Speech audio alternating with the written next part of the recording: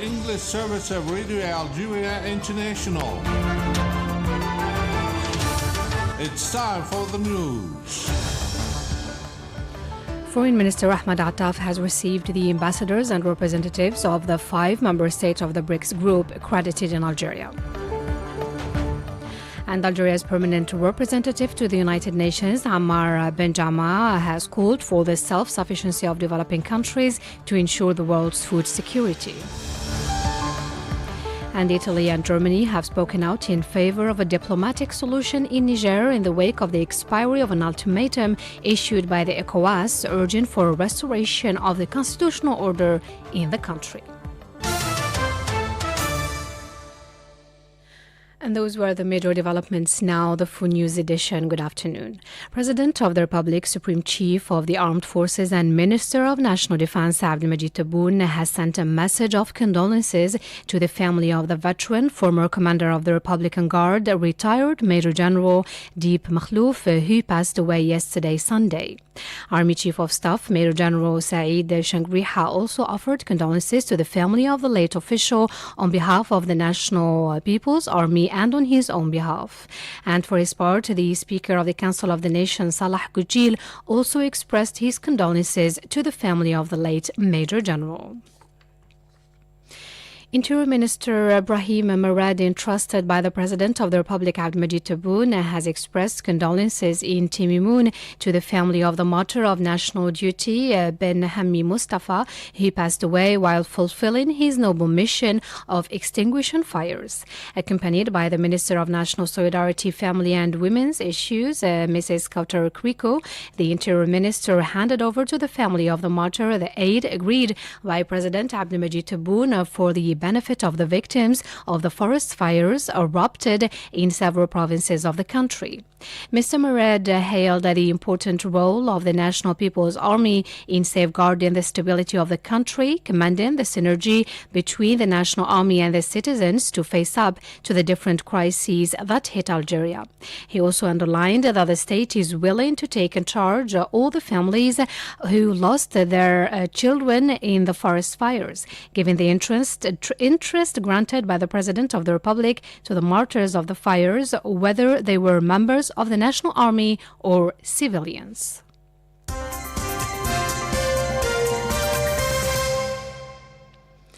And in a statement to the press, Mr. Merad indicated that the Algerian state identified in a short time all the losses caused by the fires and was able to extinguish them in just 3 days, a time length that even some European developed countries could not achieve, as he put it. And the Interior Minister reiterated on this occasion the commitment of the President of the Republic to accompany the families of all the victims until they overcome this ordeal and express solidarity and support for the citizens. For her part, the Minister of National Solidarity said that the martyr is the perfect example of the young person concerned about the stability and protection of his country.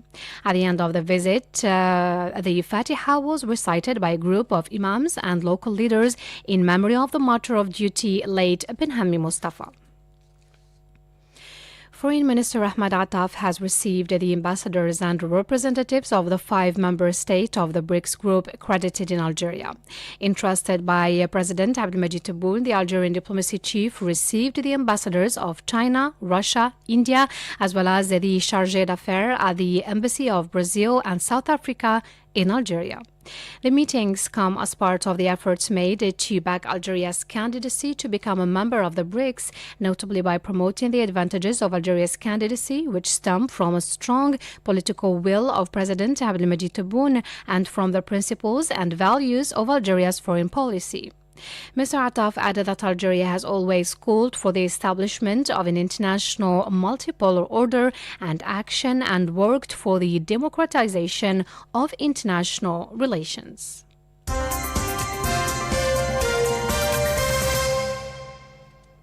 And in this line, the Algerian Foreign Minister reiterated that Algeria has been known for its political activism and for promoting the values and principles on which the organization of the BRICS was founded, shedding light on the economic dynamic that it witnesses thanks to the reforms initiated by the President of the Republic and which are reflected by the positive indicators of development these recent years. He concluded by saying that Algeria aspires to bring a qualitative contribution to the BRICS group in favor of the objectives of peace, security, development, and well-being at the regional and international levels. Energy and Mines Minister Mohamed Arkab has received a delegation of the Malaysian group Lion, led by its CEO, with whom he discussed investment opportunities in the field of mining resources. During their meeting, the two officials tackled investment opportunities between the Algerian energy sector and the Malaysian group Lion in terms of industrial exploitation of aluminum and iron ore.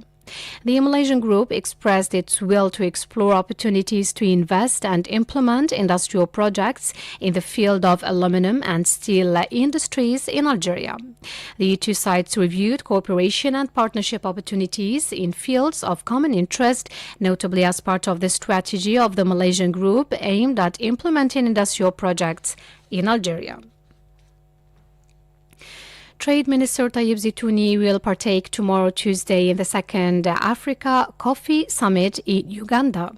Delegations from 25 African coffee-producing countries and a number of consuming nations are due to gather in Uganda for the second G25 Africa Coffee Summit. The three-day summit, organized by the Inter-African Coffee Organization, will run under the theme Transforming the African Coffee Sector Through Value Addition, with the aim of promoting the commodities consumption mainly on the African continent.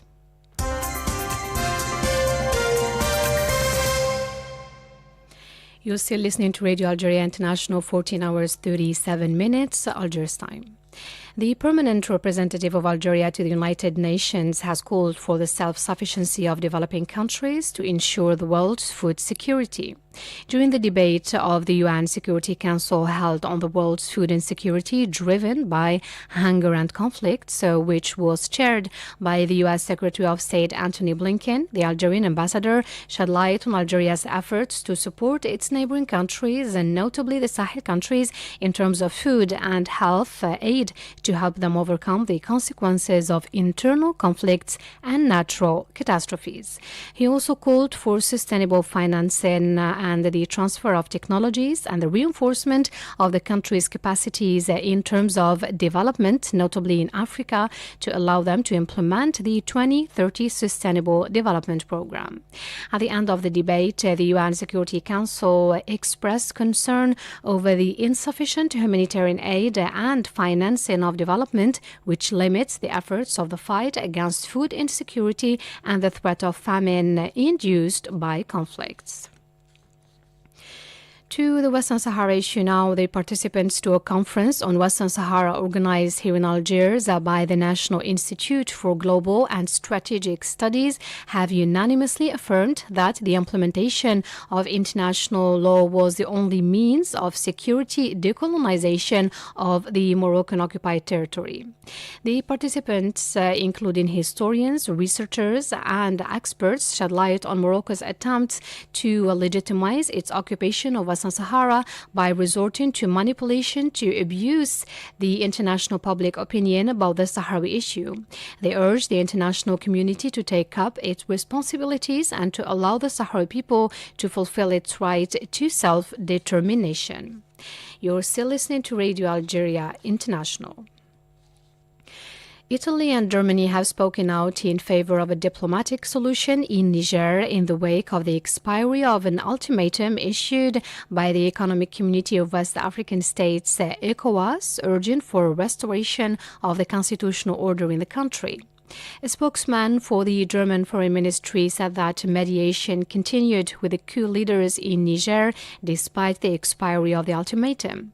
He recalled that the ECOWAS had assured that it would spare no effort of mediation to settle the crisis in Niger, while underlining that the sanctions imposed on the country started to produce results. The Italian Foreign Ministry, for its part, advocated an extension of the ultimatum and insisted on the necessity to reach a solution rather than to seek war. It said it privileged a new alliance with the African countries while recalling that Europe could not afford an armed conflict. Meanwhile, the new leaders in Niger announced the closing until further notice of the country's airspace and pledged to retaliate to any violation attempt. To the Middle East now, and the Palestinian National Council has called on the international community to rapidly intervene to stop the attacks perpetrated by the Israeli government in the occupied territories. It denounced the incitement by the far-right-wing Israeli government was contributing to fueling tension and worsening the situation in the area. Meanwhile, one Palestinian teenager today died of wounds sustained during an attack launched by one Jewish settler on Silwan, west of the West Bank town of Ramallah. The Palestinian was hit by live bullets after one Jewish settler fired at his car near a settlement.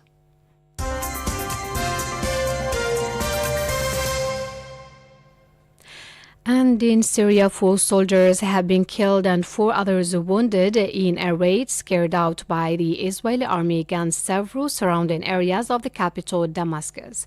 Military sources were quoted by the news agency Sana as saying that several missiles fired by Israel were intercepted and some of them destroyed by the Syrian armed forces. And Russia says it has achieved progress in the region of Kupiansk in the northeastern part of Ukraine that was captured by the Ukrainian forces nearly 1 year ago. The Russian Defense Ministry affirmed that its forces managed to make progress on the 11-kilometer-long front line. You're still listening to Radio Algeria International, 14 hours 42 minutes, Algiers time. And back to Algeria, a heat wave is expected to hit several western and central provinces of the country as of tomorrow, Tuesday, with temperatures fluctuating between 39 and 45 degrees. 14 hours 42 minutes, Algiers time. You're still listening to Radio Algeria International, and time now for the headlines. Foreign Minister Ahmed Attaf, entrusted by President Abdelmadjid Tebboune, has received the ambassadors and representatives of the 5 member states of the BRICS group accredited in Algeria. And Algeria's permanent representative to the United Nations, Amar Benjama, has called for the self-sufficiency of developing countries to ensure the world's food security. And Italy and Germany have spoken out in favor of a diplomatic solution in Niger in the wake of the expiry of an ultimatum issued by the ECOWAS urging for restoration of the constitutional order in the country. 14 hours of 43 minutes, Algiers time. You're still listening to Radio Algeria International, and the time now for our economic program presented by Said Bouazi. Hi and welcome to our weekly program devoted to Algerian economic news. First in the news, Finance Minister Abdelaziz Fayed has received in Algiers India's ambassador to Algiers, Gaurav Ahvalia, with whom he discussed ways to strengthen economic relations and bilateral finance. The meeting was an opportunity to examine the state of economic and financial relations as well as the prospects for their development and strengthening. The Indian ambassador expressed the will of his country to breathe a new life into cooperation with Algeria through a new win-win partnership. A memorandum of understanding has been signed between the General Directorate of the National Estate DGDN and the General Directorate of Taxes DGI on cooperation and the exchange of information. The document was co-signed by the Director General of Taxes Amal Abdellatif and the Director General of the National Estate Abderrahman Khaddi during a ceremony presided over by Finance Minister Abdelaziz Fayed in the presence of senior officials from the 2 departments. investments.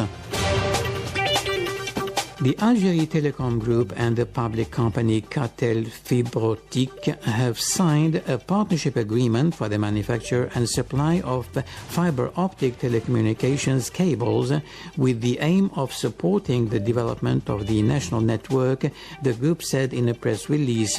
The aim of this strategic agreement is to develop and extend Algerie Telecom's networks, namely the transport network and the access network, in order to respond effectively to the constantly growing connectivity needs of Algerian citizens, organizations and institutions.